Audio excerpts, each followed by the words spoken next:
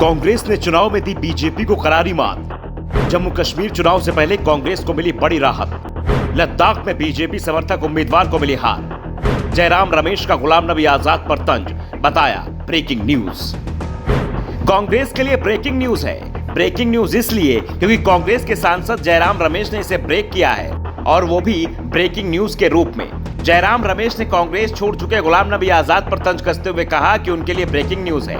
लद्दाख स्वायत्त पर्वतीय विकास परिषद यानी LAHDC के चुनाव में कांग्रेस समर्थक उम्मीदवार ने बीजेपी को हरा दिया है।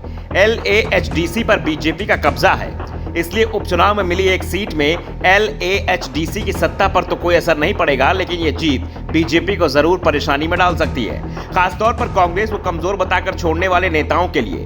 LAHDC को टिमी समाग सीट के लिए हुए उपचुनाव में बीजेपी समर्थक उम्मीदवार की हार और कांग्रेस समर्थक उम्मीदवार की जीत कितनी बड़ी है, ये इसी से समझा सकता है कि पूरी पार्टी इसे सेलिब्रेट कर रही है। जयराम रमेश ने इसे लेकर ट्वीट किया, मोदी, शाह और आजाद के लिए यहां कुछ खास खबर है।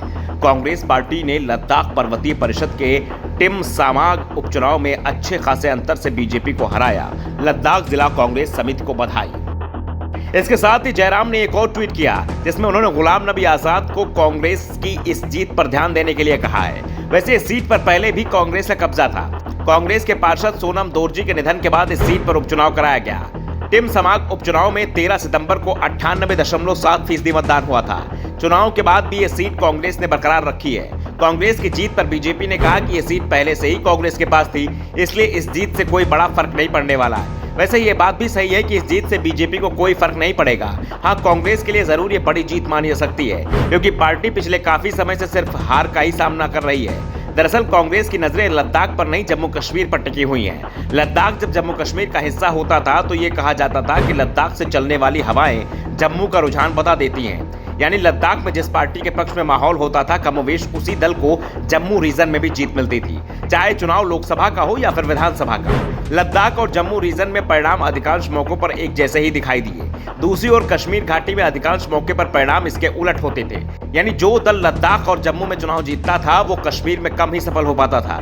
ऐसे में लद्दाख में मिली जीत के बाद से कांग्रेस ने दावा करना भी शुरू कर दिया है कि ये संकेत जम्मू कश्मीर विधानसभा चुनाव के लिए शुभ हैं। जम्मू कश्मीर में अगले साल फरवरी मार्च में चुनाव कराए जा सकते हैं। संभावना इसी बात की है कि त्रिपुरा, मेघालय विधानसभा चुनाव के साथ ही जम्मू कश्मीर में भी विधानसभा चुनाव कराए जा सकते हैं। चुनाव आयोग ने सीटों के सीमांकन का काम भी पूरा कर लिया है और वोटिंग लिस्ट भी तेजी से अपडेट की जा रही है।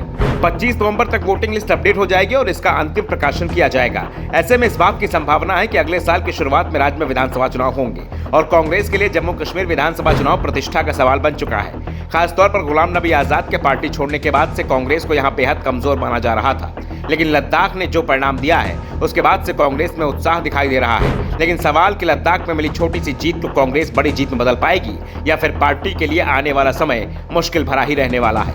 Bureau report, the Navdarpan news.